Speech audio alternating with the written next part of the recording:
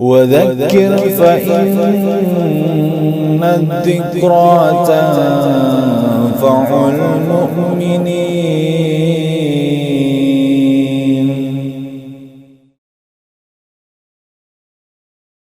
بسم الله الرحمن الرحيم. إن الحمد لله نحمده ونستعينه ونستغفره ونعوذ بالله من شرور أنفسنا ومن سيئات أعمالنا. من يهده الله فلا مضل له ومن يضلل فلا هادي له. أشهد أن لا إله إلا الله وحده لا شريك له وأشهد أن محمدا عبده ورسوله. اللهم صل على محمد وعلى آل محمد كما صليت على إبراهيم وعلى آل إبراهيم إنك حميد مجيد. اللهم بارك على محمد وعلى آل محمد كما باركت على إبراهيم وعلى آل إبراهيم إنك حميد مجيد. أما بعد، فإن أصدق الحديث كتاب الله وخير الهدي هدي محمد صلى الله عليه وسلم وشر الأمور محدثاتها فإن كل محدثة بدعة وكل بدعة ضلالة وكل ضلالة في النار. Alhamdulillah, pada kesempatan kita kali ini kita akan melanjutkan kajian atau pembahasan dari kitab Minhaj Al-Firqah An-Najiyah, yaitu manhaj golongan yang selamat, yang disusun oleh Syekh Muhammad bin Jamil Zainu rahimahullah. Sekarang kita kembali melanjutkannya, yaitu dalam pembahasan makna dari kalimat syahadat Muhammad Rasulullah Sallallahu Alaihi Wasallam. Jadi sudah dijelaskan pada penjelasan-penjelasan sebelumnya bahwa pada saat kita bersaksi, pada saat kita mengucapkan syahadat ya Muhammad Rasulullah, setelah kita mengucapkan kalimat la ilaha illallah, kita tidak hanya sekedar mengakui bahwasanya Muhammad Sallallahu Alaihi Wasallam itu adalah merupakan hamba dan utusan Allah saja, tetapi kita harus belajar memahami apa maksud, apa tujuan, apa kandungan dari makna Muhammad Rasulullah Sallallahu Alaihi Wasallam itu. Karena kita pandai dalam berucap, kita bisa ya di dalam mengucapkan atau merangkai kata-kata seperti itu. Tetapi banyak di antara kaum muslimin ketika mengucapkan yaitu kalimat syahadat yang kedua ini, yaitu Muhammad Rasulullah Sallallahu Alaihi Wasallam, kebanyakan mereka itu tidak memahami, tidak mengerti yaitu tujuan dari mengucapkannya. Makanya banyak kejadian-kejadian di antara kaum muslimin dia ucapkan kalimat tersebut, kalimat syahadat tersebut, tetapi sayangnya amalannya, i'tikadnya itu menyelisihi dari apa yang diucapkan. Alhamdulillah. Nah, ini banyak sekali.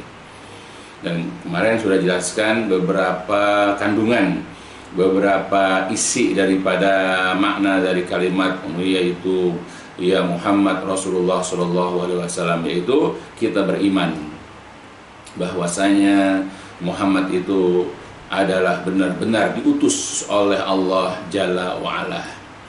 Yang kedua adalah kita ini mencintai Rasulullah Sallallahu Alaihi Wasallam dengan kecintaan yang benar. Kemudian kita juga ya hendaklah membenarkan apapun yang diinfokan, apapun yang dikabarkan, apapun yang diberitakan oleh Rasulullah Sallallahu Alaihi Wasallam tanpa keraguan, tanpa kebimbangan. Jadi apapun yang diceritakan oleh Rasulullah, selama apa yang diucapkan Nabi itu adalah hadis-hadis yang sahih, maka tidak ada keraguan bagi kita untuk membenarkannya. Dan terakhir kita juga sudah belajar bahwa di antara makna Muhammad Rasulullah adalah kita mentaati, kita patuh kepada apapun yang diperintahkan oleh Rasulullah SAW tanpa kebimbangan, ya tanpa kita ini meragukan, ya tanpa kita ini setengah-setengah. Jadi begitu Rasul perintahkan langsung sami'na wa ata'na. Tentu dengan kadar kemampuan kita, karena setiap tingkat iman orang itu memang berbeda-beda. Nah, sekarang kita lanjutkan penjelasannya, yaitu tentang makna atau tujuan dari kalimat la ilaha illallah lagi adalah yaitu meninggalkan larangan-larangannya. ya. Yang dikatakan yaitu adalah istinabu manaha anhu wa jazara, meninggalkan apa-apa yang dilarang dan ditegur oleh beliau sallallahu alaihi wasallam. Ada orang yang mengatakan ketika diajak untuk ikut kajian-kajian agama, banyak ya.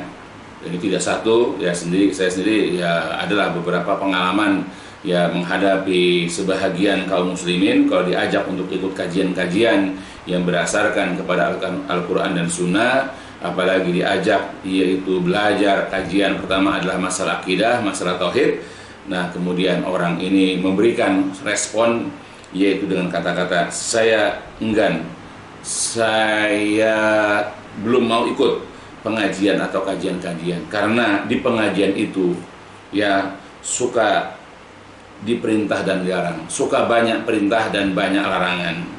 Saya masih ingin bebas mengerjakan apa yang saya kehendaki tanpa aturan agama. Nah itu.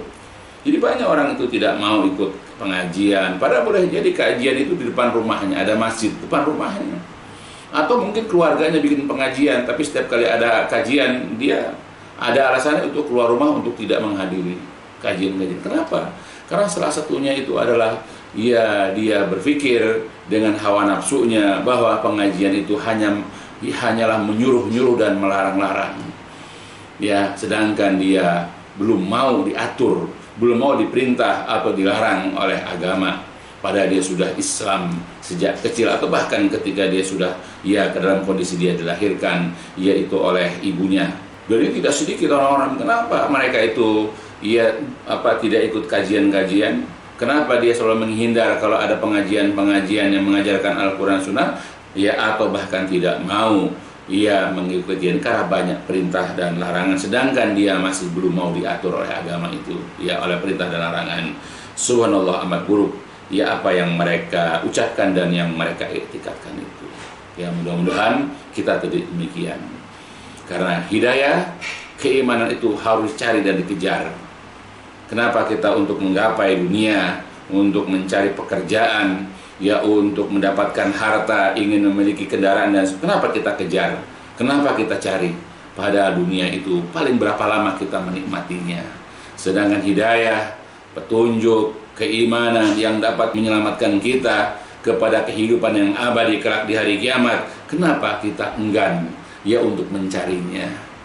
Kenapa kita tidak mau berlomba-lomba di dalam menggapai hidayah dan keimanan itu? Coba. Padahal keimanan dan hidayah inilah yang dapat menyelamatkan kita di dunia, nanti di alam kubur, atau bahkan nanti di yaumil qiyamah.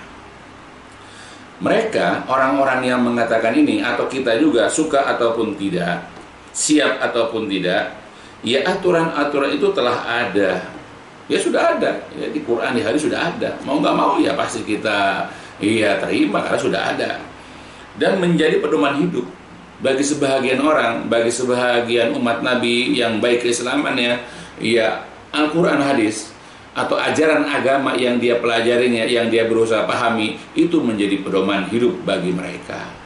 Sedangkan bagi orang-orang yang masih alergi, yang masih antipati, yang masih bersikap a priori kepada agama, ya yang namanya agama, yang namanya ajaran agama, yang namanya syariat agama, itu adalah sesuatu yang menyusahkan, sesuatu yang memberikan kepada mereka itu kesukaran-kesukaran atau kesulitan-kesulitan. Makanya mereka tidak mau belajar agama karena takut diatur, takut diperintah dan takut dilarang.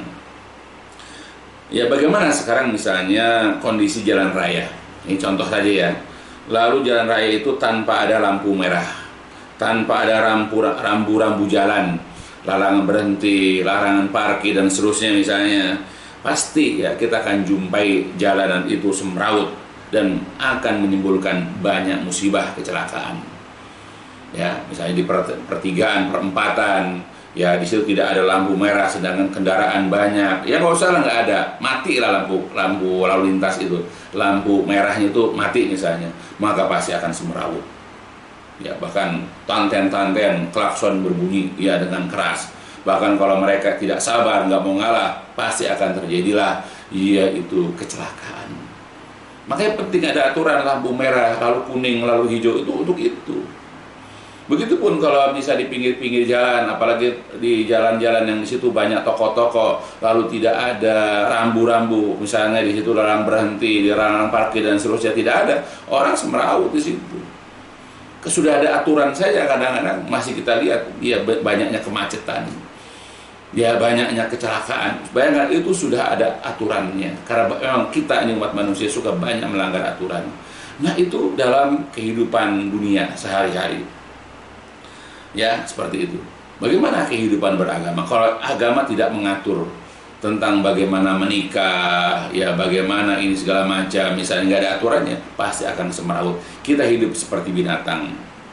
Nah sekarang, bagaimana kehidupan ayah, ibu, anak, pembantu di rumah jika tanpa ada aturan yang jelas?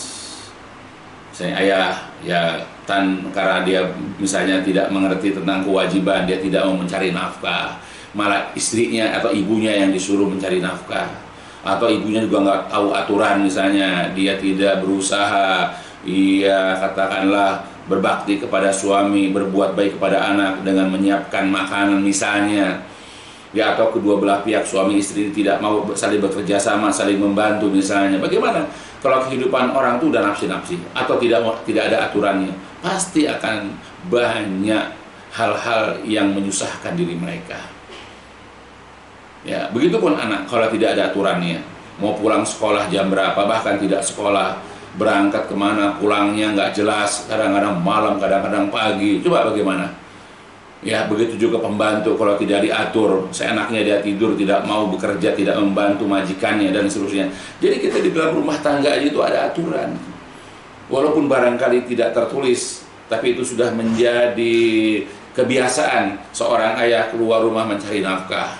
Berangkat jam 6 misalnya, pulang misalnya jam 5. Itu sudah aturan.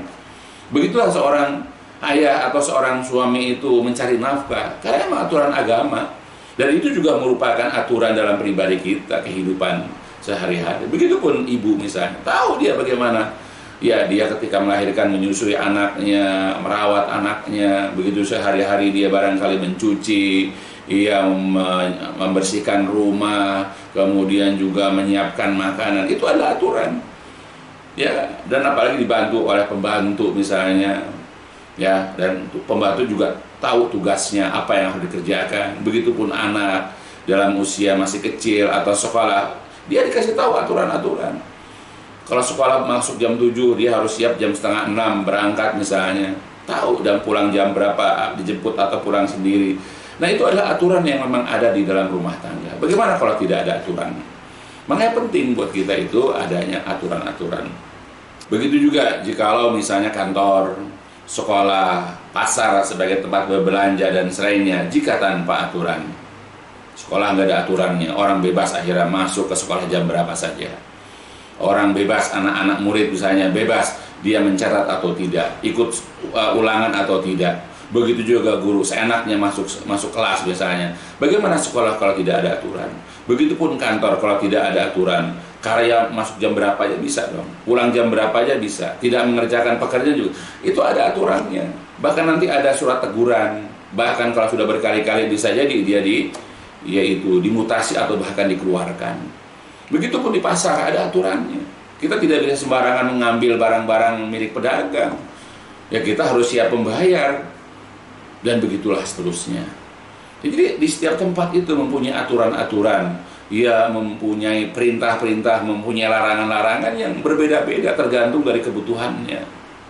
Maka kita akan katakan semua itu membutuhkan aturan yang terang lagi rinci untuk memberikan keamanan, kenyamanan, dan kelancaran bagi orang-orang yang berada di dalamnya. Tujuan untuk itu, ya, lalu lintas supaya kita ini aman, nyaman, lancar, ya, tidak semeraut. Begitu juga di rumah, jadi orang masing-masing tahu kewajiban-kewajibannya, tahu aturan perintahnya dan larangannya. Begitu juga di sekolah, begitu juga di kantor, begitu juga di pasar, dan banyak lagi tempat, semua pasti ada aturannya. Nah, jika demikian, bagaimana dengan masalah agama? Dengan aturan agama yang apalagi sifatnya adalah global, yang sifatnya adalah seluruh dunia, di setiap benua, di setiap negara, di setiap daerah, maka aturan Islam itu berlaku untuk mereka semuanya. Ya, baik itu adalah kaum muslimin ataupun orang-orang kafir. Jikalau negara diatur secara Islam, maka orang kafir pun terkena aturan. Dan ini untuk kebaikan mereka. Ya, insya Allah kalau dikerjakan dengan benar, insya Allah akan kita dapat di dalam tempat atau daerah tersebut keamanan, kenyamanan, kelancaran ya bagi semua pihak. Oleh sebab itu, ya, wahai saudaraku, jawablah dengan hati, bukan dengan hawa nafsu. Ya, pastilah ya kita membutuhkan, kita memerlukan aturan-aturan ya dalam setiap tempat. Begitupun dalam masalah agama. Agama mengatur kehidupan kita, kehidupan keluarga kita, kehidupan masyarakat kita, bahkan negara kita. Ya, sehingga setiap negara itu kalau diatur secara agama itu tidak akan saling mengintervensi, tidak akan saling merugikan, tidak akan saling memudorkan, maka negara akan berdampingan dengan aman dan nyaman. Sebagaimana kita kalau dengan tetangga sama-sama menjalankan ajaran Islam, maka tidak akan ada satu tetangga menyakiti atau mengganggu tetangga yang lain. Sebagaimana juga Rasulullah mengatakan, man kana yu'min billah wal yawmil akhir fala yu'zi jarahu. Barang siapa yang beriman kepada Allah dan hari akhir, janganlah dia mengganggu atau menyakiti tetangganya. Itu. Jadi aturan yang ringan aja. Antara tetangga tidak boleh saling mengganggu, tidak boleh saling menyakiti. Termasuk daerah satu dengan daerah, bahkan mereka harus ya saling mendukung, saling menopang untuk kebahagiaan, kesejahteraan, kenyamanan dan keamanan ya masing-masing dari warga atau masyarakat yang tinggal di tempat tersebut. Jadi kita butuh aturan, apalagi agama yang sifatnya mendunia. Nah, aturan-aturan itu biasanya berupa perintah dan larangan. Biasanya ya, sebagaimana kita ketahui aturan di rumah, aturan kantor, sekolah itu pasti perintah dan larangan. Perintah masuk jam sekian, pulang sekian. Di larangan, nggak boleh pakai baju ini, nggak boleh rambutnya gondrong, nggak boleh bawa senjata tajam, dan seterusnya. Seperti itu kalau di sekolah, begitupun di kantor.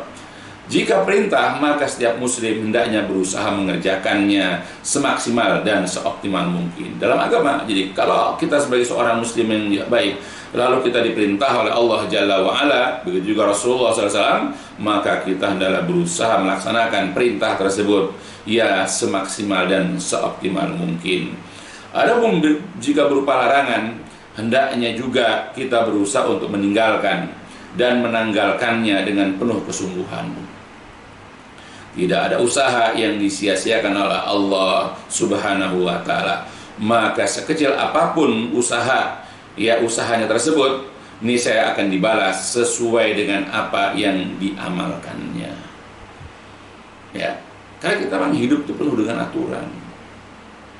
Makanya di dalam ayat Quran juga Allah Jalla wa'ala menyebutkannya. Misalnya di dalam Al-Quran surat Al-Insan, A'udzu billahi minasyaitonir rajim. Inna khalaqnal insana min nutfatin amsyajin nabtalihi faja'alnahu sami'an basira. Sesungguhnya kami telah menciptakan manusia min nutfah, dari nutfah, dari tetes mani, dari tetes sperma yang amsaj, yang bercampur antara milik laki-laki dan perempuan, sehingga dengan bercampur jadilah dia menjadi seorang anak nantinya yang akan lahir ke dunia ini. Nah, ketika banyak anak-anak lahir menjadi manusia dewasa, maka nabtalihi, kami berikan ujian kepadanya. Ya, nabtali, kami ibtila, kami berikan cobaan kepadanya. Oleh sebab itu faja'alna, kami jadikan dia, faja'alnahu, maka kami jadikan manusia itu sami'an basiro, dapat mendengar lagi melihat. Ya, jadi Allah ciptakan manusia ya dengan cara dicampurkannya amsaj, nutfah ya atau mani ini antara ibu dan ayahnya. Ya, lalu kemudian jadilah dia. Nah, begitu lahir ke dunia, ketika sudah sampai kepada usia balik dan berakal, maka diuji dia dengan perintah dan larangan. Dan sebagaimana kata-kata nabtalihi, kami uji dia itu dengan perintah dan larangan, sebagaimana dikatakan oleh Syekh Abu Bakar Jabil Al-Jazairi rahimahullah. Kata beliau, nabtalihi ay nakhtabiruhu bitakalib bil amri wan nahyi. inda ta'alhi lidzalika bil buluk wal akal, yaitu kami uji dia, kami uji manusia yang dilahirkan itu bitakalif dengan beban-beban, yaitu berupa apa? Bil amri dengan perintah, wan nahi dan larangan. Inda ta'alhi lidzalika, ketika dia sudah mencapai usia balik dan berakal. Ya, jadi diuji manusia ini dengan perintah larangan, bukan hanya dengan kesusahan, ya dengan yang memberikan mudarat, ya itu juga ujian. Tapi ujian yang kita rasakan ketika kita menjadi seorang muslim adalah perintah dan larangan. Ya, jadi perintah dan larangan ini adalah merupakan kebutuhan kita. Sebagai seorang muslim kita pasti akan diperintah dan dilarang, karena itu adalah ujian. Tinggal bagaimana sikap kita. Kalau kita sebagai seorang muslim yang baik atau sebagai seorang mukmin, kita pasti akan mengatakan sami'na, kami dengar apa yang diucapkan Allah Jalla wa'ala dan juga yang diucapkan oleh Rasulullah SAW, dan atokna, kami patuh, kami akan laksanakan semua apa yang diucapkan itu. Kalau perintah kami akan segera kerjakan, kalau itu larangan kami akan tinggalkan. Itu sifat seorang mukmin, ya, yang tidak ada pada orang munafik, yang tidak ada pada orang kafir. Jadi perintah dan larangan itu adalah merupakan ujian yang akan Allah berikan kepada setiap muslim. Tapi yang setiap muslim harus ketahui, ya, sebagai muslim kita ini harus tahu, karena ini adalah masalah agama, maka yang berhak memerintah, ini masalah agama sebabnya, yang berhak memerintah dan melarang itu hanyalah Allah Subhanahu wa ta'ala dan juga Rasulullah Sallallahu alaihi wasallam. Sebagaimana sudah banyak dimafhumi di dalam ayat Quran maupun hadis. Nah, di antara dalil yang menjadi dasar bagi kita tentang hal ini, sekarang kita bicara masalah kita wajib patuh kepada Rasul, ya karena beliau yang berhak memerintah dan melarang kita selain Allah. Kata Allah Jalla wa'ala, a'udzubillahi minasyaitonirrajim, dalam Al-Quran surat Al-Hasyr, ya diambil bagian belakangnya saja. Wa ma atakumur rasulu fakhuduhu wa ma nahakum anhu fantahu. Jiwa dan apapun dan apa saja atakum yang dibawakan, yang disampaikan, yang didatangkan kepada kalian ar-rasul adalah rasul. Jadi apapun yang diberikan, apapun yang dibawakan oleh rasul kepada kalian, fakhudu, maka ambillah. Rasul mendatangkan kepada kita perintah-perintah ini, perintah itu. Kita disuruh begini, kita disuruh begitu, maka ambil. Namun wa ma nahakum anhu, dan apapun yang beliau larang kepada kalian dari perbuatan tersebut, maka fantahu, maka tinggalkanlah, maka hentikanlah. Jadi dua, apa yang dibawa Rasul dalam bentuk perintah, dalam bentuk anjuran, dalam bentuk beliau mengamalkan suatu amalan, bahkan dijanjikan dengan kebaikan-kebaikan, maka ambil. Tetapi apa saja yang dilarang Rasul kepada kalian, maka tinggalkanlah. Kalau kita sudah dalam kondisi masih mengerjakan, maka segera hentikanlah. Ya, wattaqullah innallaha syadidul iqab, dan bertakwalah kalian kepada Allah, sesungguhnya Allah itu sangat keras siksaannya. Ya, tidak, Allah mengingatkan kepada kita seperti itu. Menanggapi surat Al-Hasyr tersebut, Syekh Salim bin Aid Al-Hilali Hafizullah, dan juga seperti yang disampaikan oleh yaitu Al-Hafiz ya Ibnu Katsir rahimahullah, ya kata beliau dalam menanggapi surat tersebut, ya'murullah ibadahul mu'minin ay yaf'alu ma amara bihi rasul wa yajtanibu ma naha anhu fa innahu innama ya'muru bi khairin wa yanha an syarrin. Jadi Allah Jalla wa'ala, Allah Subhanahu wa ta'ala memerintahkan kepada hamba-hambanya yang beriman ayyaf'alu, untuk mengerjakan apa saja amarobihi, yang diperintahkan oleh Rasul dengannya. Jadi Allah yang memerintahkan kita agar kita mengerjakan apapun yang diperintahkan oleh Rasul Sallallahu alaihi wasallam. Kemudian juga wayajtanibu, dan menjauhi manaha anhu, apa saja yang dilarang oleh beliau darinya. Jadi berdasarkan kepada surat Al-Hasyr ini jelas, jadi Allah yang memerintahkan kita untuk melaksanakan apa yang Rasul perintah, dan kita menjauhi apa yang beliau larang dari mengerjakannya. Kenapa? Fa innahu, karena sesungguhnya beliau itu, karena sesungguhnya Rasulullah Sallallahu alaihi wasallam itu, yaitu ya'muru bil khair, hanyalah menyuruh kepada kebaikan-kebaikan, wa yanha an syarin, dan melarang dari keburukan-keburukan. Karena Rasul itu nggak pernah menyuruh kita untuk melakukan keburukan.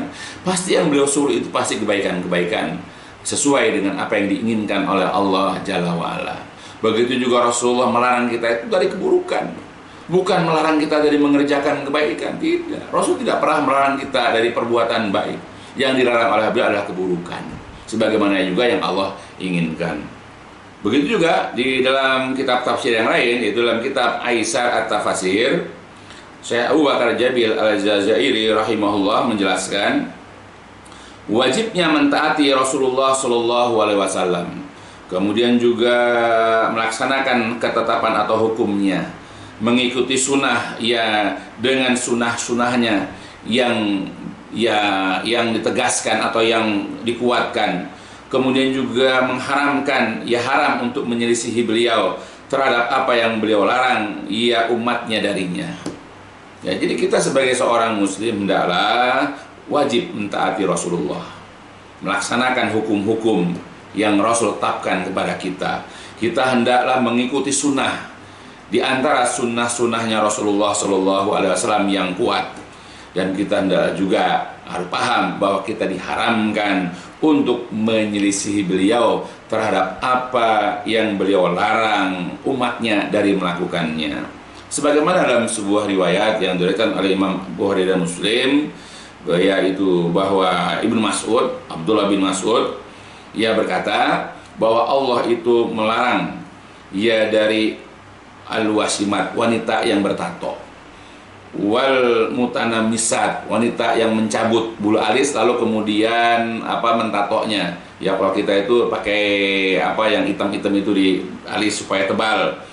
Wal mutafalijat, dan menikir ya gigi, menjarangkan gigi untuk sesuatu yang indah, li al mughairat khalqillah, ya untuk merubah ya ciptaan Allah. Nah, itu. Jadi dia Ibnu Mas'ud mengatakan bahwa Allah melarang seperti tadi, melarang membuat tato, ya mencabut bulu alis, mengikir gigi, menjarangkan gigi supaya indah giginya. Nah, kemudian ketika dia menyampaikan bahwa Allah melarang seperti itu, maka sampailah apa yang diucapkan oleh Ibnu Mas'ud ini kepada seorang wanita dari Bani Asad. Nah, nama wanita itu adalah Ummu Yaqub. Ummu Yaqub ini adalah orang yang gemar dan hafal itu dari ayat Al-Quran. Lalu datang kepada Ibnu Mas'ud lalu mengatakan begini. Ya, kata beliau, balaghani annaka la'anta kaita wa kaita. Jadi setelah sampai kepada saya bahwa kamu ini telah melaknat ini dan itu. Ya, kemudian kata Ibnu Mas'ud, bagaimana aku tidak melaknat orang yang dilaknat oleh Rasulullah SAW, padahal dia ada di dalam kitab Allah Azza wa Jalla. Ya, saya juga wajib melaknat. Saya juga harus melaknat orang yang Rasul laknat, padahal itu juga ada di dalam kitab Allah. Faqalat, ya, lalu si wanita itu Ummu Yaqub itu berkata, sungguh qara'tu ma baina, sungguh-sungguh aku telah membaca wahyu-wahyu, yaitu ayat-ayat dari Al-Quran di mushaf, fama wajad, aku tidak jumpai satupun ayat yang dikatakan Allah melaknat, yaitu perempuan bertato, perempuan yang mencabut bulu alis, perempuan yang merenggangkan atau mengikir giginya, aku nggak jumpai. Qala in kunta qara'tahu faqad wajadtahu. Jadi kata Ibnu Mas'ud, jikalau engkau membacanya, maka sungguh-sungguh engkau akan menjumpainya. Ama qara'ti qaulahu ta'ala, bukankah engkau telah membaca firman Allah Ta'ala yang berbunyi a'udzubillahi minasyaitonirrajim, wa ma atakum rasul fahuduhu wa ma nahakum anhu fantahu. Jadi apapun yang dibawakan, apapun yang didatangkan oleh Rasul kepada kamu, maka ambillah, dan apapun yang beliau larang kalian darinya, maka tinggalkanlah. Itu firman Allah. Dan suruh oleh Allah kita mengikuti Rasulullah. Qalat bala, lalu Ummu Yaqub mengatakan, benar ada itu surat, yaitu dalam Quran surat Al-Hasyr. Qalat, berkata Ibnu Mas'ud, fa innahu qad naha anhu, maka sesungguhnya Rasulullah sallallahu alaihi wasallam sungguh-sungguh telah melarang dari perbuatan itu. Apa itu? Ai al-washm, yaitu adalah pasang tato, ila akhiri, dan seterusnya. Maksudnya yaitu mencabut bulu alis, kemudian juga mengikir atau menjarangkan gigi. Nah, itu Jadi jelas di sini bahwa apa yang Rasul haramkan itu sama seperti yang Allah haramkan. Apa yang Rasul perintah sama dengan apa yang Allah perintah. Makanya kita wajib mentaati Rasul dengan cara melaksanakan perintahnya dan meninggalkan larangannya, karena memang Allah perintahkan kepada kita supaya kita ini taat kepada Rasul, baik dalam perintah dan larangan. Jadi jangan beda-bedakan. Jadi apa yang dilarang oleh Rasul sebenarnya Allah juga larang, cuma redaksinya dari Rasulullah. Ini yang banyak terjadi di kalangan kaum muslimin yang mereka tidak paham, karena mereka hanya mau menerima Al-Quran saja. Maka dikatakan mereka sebagai golongan Al-Quraniyun atau sebagai ingkar sunnah, orang yang mengingkari sunnah-sunnah Nabi. Dan ini tidak boleh terjadi bagi kita sebagai seorang muslim yang baik. Begitu juga di dalam kitab Tafsir As-Samin yang disusun oleh Syekh Utsaimin dan As-Sa'di, dia mengatakan atau menafsirkan surat 59 ini. Jadi ini adalah mencakup dasar-dasar agama dan juga cabang-cabangnya, yang lahir ataupun yang batinnya, bahwa apapun yang dibawa, yang didatangkan oleh Rasul yang jelas bagi seorang hamba, maka wajib bagi dia untuk mengambil dan mengikutinya. La tahillu, tidak halal, haram, yaitu mukhalafatahu, yaitu menyelisihinya.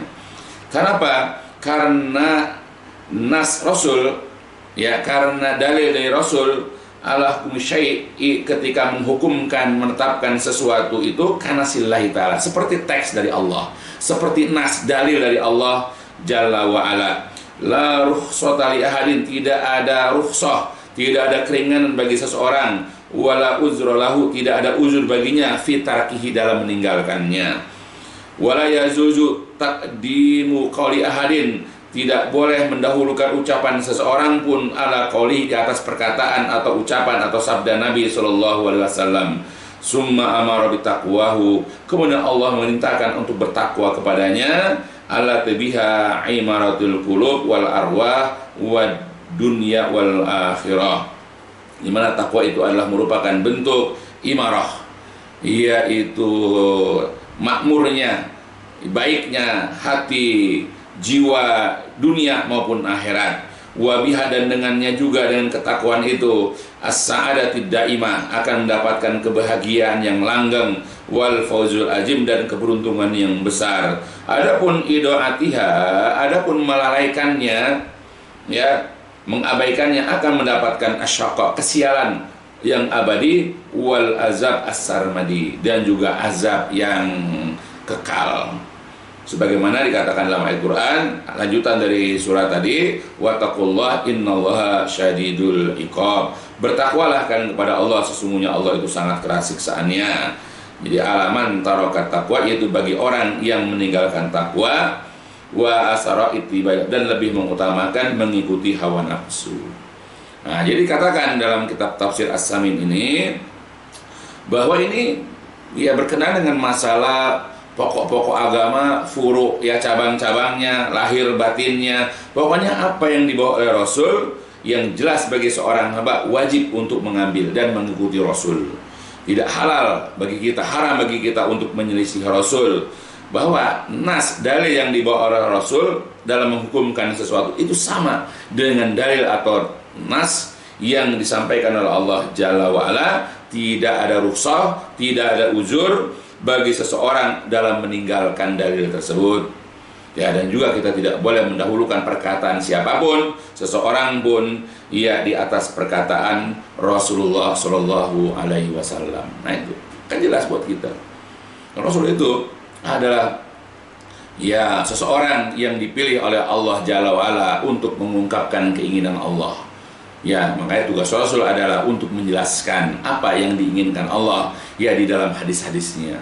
Allah memfirmankan dalam Al-Quran, maka Rasulullah litubayyina, ya, kemudian menjelaskan, menerangkan apa yang ada di dalam Al-Quran itu, supaya kita paham. Allah perintahkan kita sholat, tapi bagaimana cara sholatnya?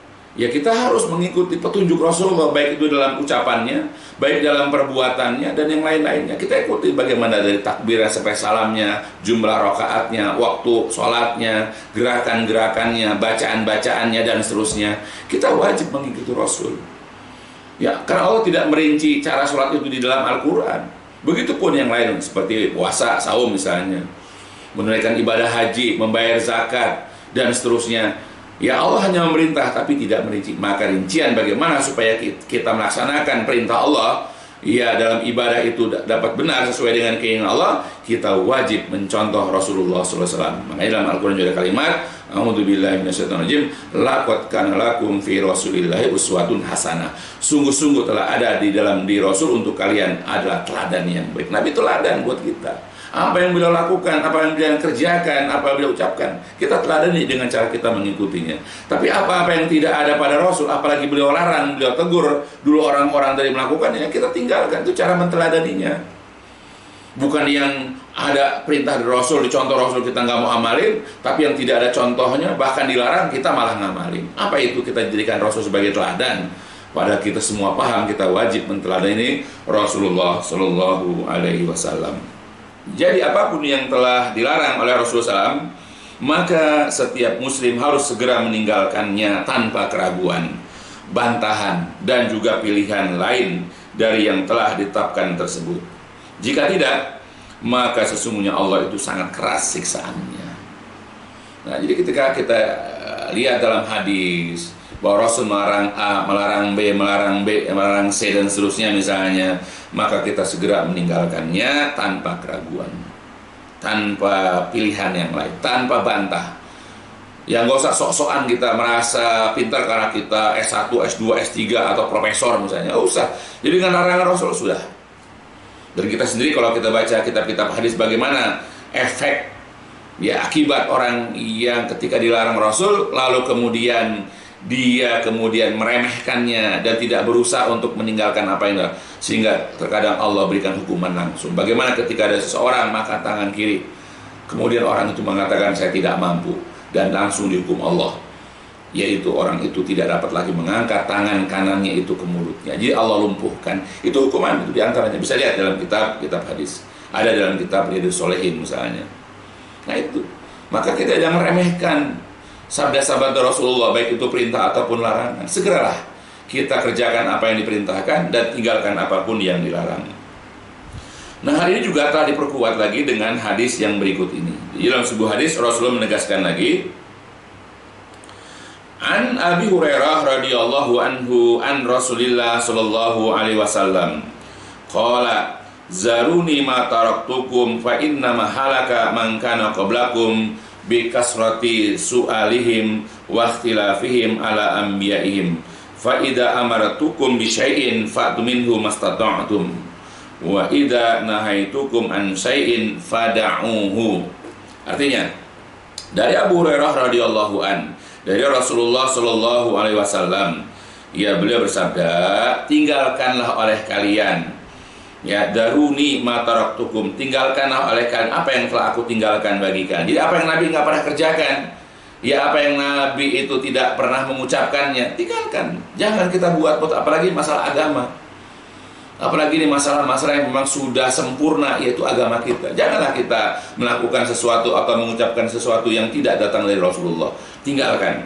Jadi tinggalkan oleh karena apa yang aku tinggalkan bagi kalian.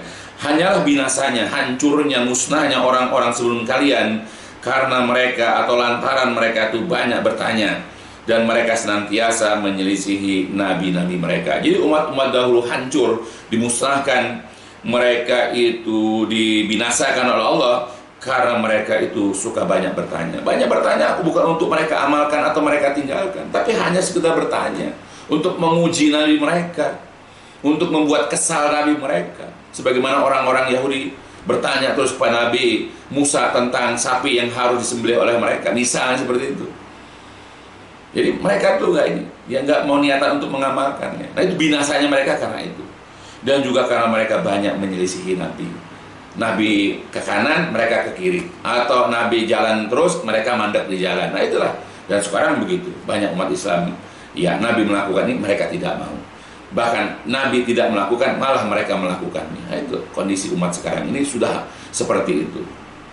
Maka kata Rasulullah selanjutnya, "Fa'idza amartukum bisyai'in," maka apabila aku perintahkan kalian bisyai'in tentang sesuatu, tentang masalah sholat, puasa, zakat, haji, dan yang lain-lainnya lah, maka kata beliau, fa'tu minhu mastata'tum, kerjakanlah, datangilah sesuatu yang aku perintahkan itu oleh kalian, mastata'tum, semampu sesanggup kalian. Nah, segera. Tapi ukurannya sesuai kesanggupan. Karena tiap-tiap orang itu mempunyai perbedaan dalam yaitu kemampuan. Ini kita ambil. Wa idza nahaitukum an syai'in, apabila aku melarang kalian dari mengerjakan sesuatu atau dari mengucapkan sesuatu, dari meyakini sesuatu, fada'uhu, maka tinggalkanlah.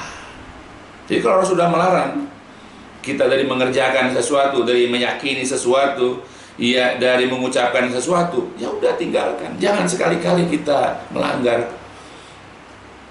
Ya, nah ini hadis ada dalam riwayat Imam Muslim, Imam Bukhari, Imam Tirmidzi dan yang lain-lainnya. Ya, jadi ini hadis sahih.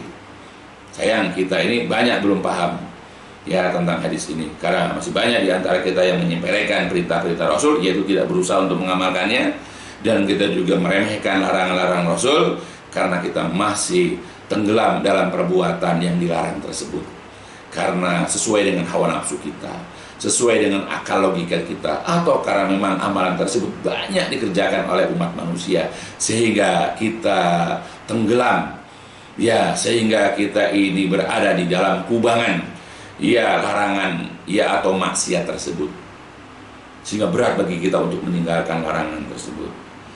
Mengomentari hadis ini, ya, Syekh Salim bin Aid Al-Hilali hafizahullah berkata, ya, jadi tanggapan beliau nih, yang bagi alal muslim ayyab hasa amma jaa anillah wa rasulihi summa yajtahidu fi tafahumi zalik wal wukuf ala maradillah fihi summa yatashagalu bil amali bih fa idza kana min ilmiyati sadaqah, ya, wa taqada haqiqatuhu wa in kana fi amaliyat bidul badli wasatin fi tatbiqihi wal qiyamu bih. Jadi berkata Syekh Salim bin Aid Al-Hilali hafizahullah dalam kitabnya yaitu Bahjah An-Nazirin, kata beliau, yan bagi alal muslim ayyabhasa amma jaa anillahi wa rasuli summa yajtahidu fi tafahumi dzalik wal wukuf ala muradillah fihi summa yatashagalu bil amali bihi. Jadi sudah sepantasnya, sudah seharusnya, ya, bagi setiap muslim atau bagi seorang muslim untuk senantiasa ya bahas mencari, menuntut, ya, apa yang telah datang dari Allah, yaitu Azza wa Jalla. Jadi kita harus tahu apa yang Allah inginkan, kita cari terus apa yang Allah mau, dan apa yang Allah nggak mau, apa yang Allah perintah dan apa yang kita tahu. Makanya belajarlah kita Al-Quran, karena Allah perintah dalam Al-Quran dan Allah juga larang. Hendaklah kita sebagai seorang muslim itu berusaha mencari tahu. Sebagaimana kita kalau bekerja aja kan pengen tahu apa yang diinginkan oleh perusahaan dan apa yang tidak diinginkan. Makanya bahkan kita begitu masuk sudah ada aturannya. Ya, begitupun kita sekolah, pasti kita berusaha pengen tahu apa yang disuruh dan apa yang dilarang. Ya, karena kita takut melanggar dan kita nanti dikeluarkan. Apalagi kita sebagai seorang muslim, begitu kita menjadi seorang muslim harus tahu apa maunya Allah. Apa yang Allah kehendaki dengan perintah-perintah dan apa yang Allah tidak kehendaki dari larangan-larangan. Begitu juga ya wa rasulihi, dan juga adalah seorang muslim itu berusaha mencari tahu apa yang datang dari Rasulnya. Dalam hadis lihat, Rasul juga memerintah dan melarang.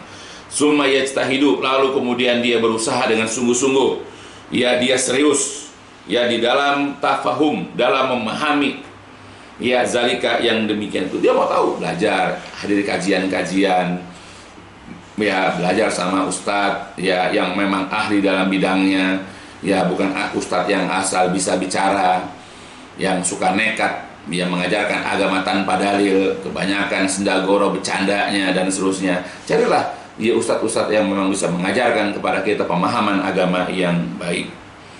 Wal wukuf ala muridillahi fihi summa yatashagalu bil amali bihi. Ya, kemudian diam di dalam keinginan Allah. Jadi kalau Allah ingin begini, udah kita pantengin. Ya, kita tetap dia di dalam mengamalkan amalan tersebut karena Allah memang menginginkan amalan tersebut. Sholat misalnya, baca Quran dan seterusnya dari amalan-amalan yang memang Allah suka, yang Allah inginkan untuk kita beramal. Kemudian ya tasyagul, lalu hendaklah kita menyibukkan diri ya di dalam beramal ya dengannya. Sibukkan diri kita beramal. Jangan kita sibukkan dengan yang lain-lainnya. Nah itulah yang disampaikan oleh yaitu Syekh Salim bin Aid Al-Hilali hafizahullah. Maka berusahalah bagi kita untuk berusaha memahami dan mengerti ya tentang ya masalah ini. Dan juga dikatakan oleh Syekh Salim bin Aid Al-Hilali dalam penjelasan yang lain, wa nuqtatu hadzal hadis. Adapun ya kesimpulan dari hadis ini, anna istita'an nas fi fi'lil amri tatafawut hasba qudratihim wa taqatihim. Adapun kesanggupan manusia dalam mengerjakan perintah itu tafawut, berbeda-beda. Hasba qudratihim, seukuran dengan kemampuan dan kesanggupan mereka. Amman nahyu, adapun larangan, dalam masalah larangan, fakulhum, maka sebetulnya mereka itu yastati, sanggup tarkahu, untuk meninggalkannya, wajitina bahu, dan menjauhinya, wal ibtiad ya anhu, dan menghindar ya jauh dan menghindar dari larangan tersebut. Jadi pada dasarnya kalau perintah, tiap-tiap orang itu berbeda, ada yang sudah mampu atau belum. Tapi dalam hal larangan sebetulnya kita mampu untuk meninggalkannya.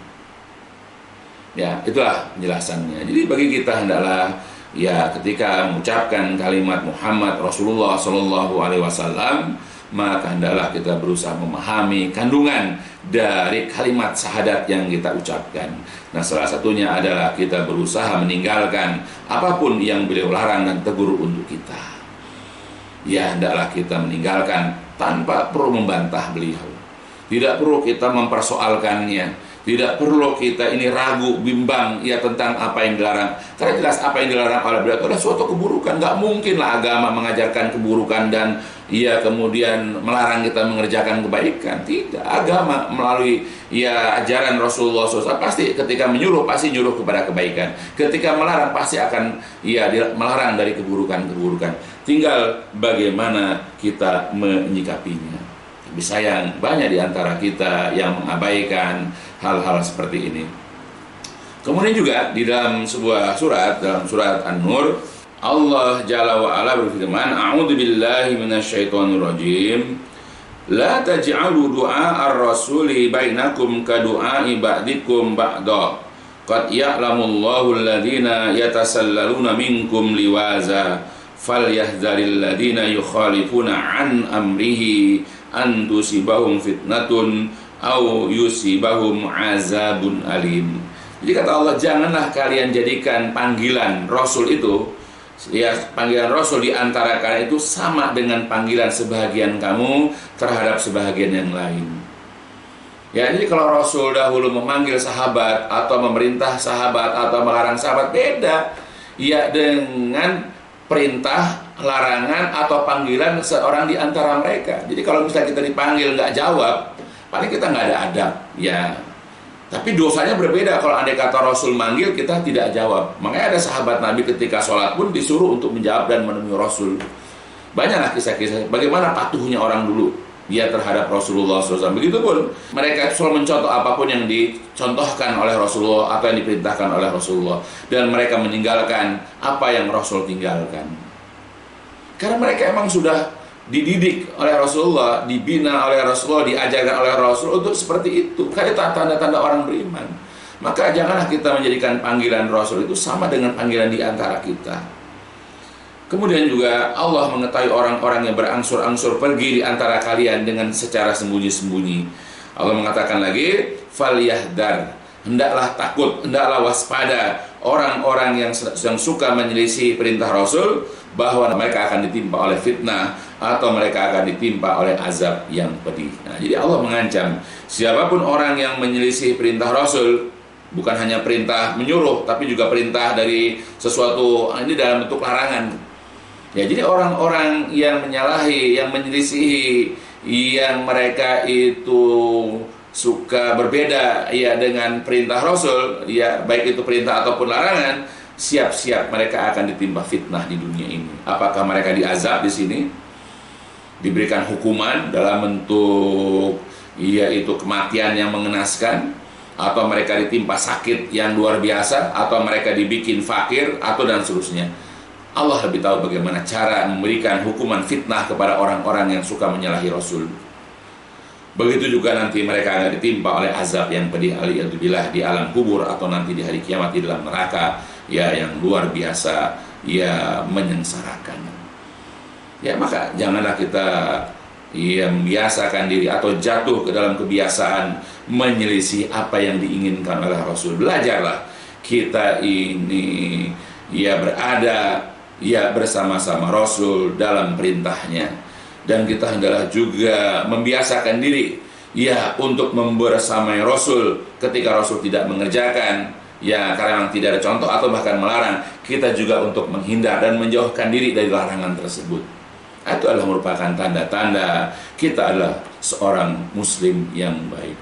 Maka diharapkan kepada saudara-saudaraku, marilah belajar dengan benar, sungguh-sungguh, dengan pemahaman yang berdasarkan kepada Al-Quran dan Sunnah. Yaitu hendaklah kita belajar masalah akidah, masalah keimanan yang sesuai dengan apa yang telah dijelaskan oleh Allah dan Rasulullah SAW, sesuai dengan pemahaman kaum salafus soleh. Maka di antara bentuk memahami kalimat Muhammad Rasulullah atau syahadat Muhammadur Rasulullah adalah kita pahami bahwa kita wajib menjauhi, kita wajib meninggalkan apapun yang dilarang dan ditegur oleh Rasulullah SAW. Ya, kita tinggalkan tanpa keraguan, kebimbangan, tanpa bantahan. Ya, mudah-mudahan ini dapat menjadi pembelajaran, ini dapat menjadi ilmu yang berfaedah buat kita untuk senantiasa meninggalkan apapun yang tidak pernah dicontohkan, apapun yang tidak pernah dilakukan, atau bahkan langsung mendapatkan larangan dan teguran dari Rasulullah SAW untuk kita. Insya Allah dengan kita meninggalkan apapun yang dilarang dan tegur Rasul, kita akan selamat kelak nanti di hari kiamat dan juga di dunia ini. Sekali lagi mudah-mudahan itu berfaedah khususnya untuk saya, keluarga besar saya. Ayolah jauhi apa-apa yang dilarang oleh Rasul. Ya, apapun yang dilarang Rasul, misalnya kemusyrikan, perbuatan-perbuatan bid'ah, ya, makan harta riba, berzina, minum khamar, ya, merokok, bermain musik, dan masih banyak lagi larangan-larangan. Baik itu yang tersurat dalam ayat Quran ataupun hadis Nabi atau yang tersirat. Ya, hendaklah kita berusaha memahami, mengetahui dengan benar, dan kalau kita sudah tahu segera tinggalkan. Ya, sebelum terlambat. Kalau Allah misalnya, ya, dalam kondisi kita belum meninggalkan apa yang dilarang oleh Allah, lalu Allah binasakan kita, lalu Allah matikan kita dalam kondisi kita sudah tahu itu termasuk yang dilarang, maka celakalah kita. Segeralah bertobat, tinggalkan segala macam maksiat yang dilarang oleh Allah ataupun oleh Rasulullah SAW. Ya, mudah-mudahan sekali lagi ini dapat memberikan faedah manfaat untuk kita seluruhnya, terutama dalam kehidupan kita di dunia dan kelak nanti di hari kiamat. Ini dulu yang dapat disampaikan tentang makna Muhammad Rasulullah di dalam kitab Minhaj Al-Firqah An-Najiyah. Insyaallah masih akan berlanjut penjelasan tentang makna Muhammad Rasulullah dalam penjelasan selanjutnya. Dan diakhiri dengan walhamdulillahalamin, subhanakallahumma wa bihamdika asyhadu an la ilaha illa anta astaghfiruka wa atubu ilaik. الدين النصيحة قلنا لمن يا رسول الله قال لله ولكتابه ولرسوله ولأئمة المسلمين وعامتهم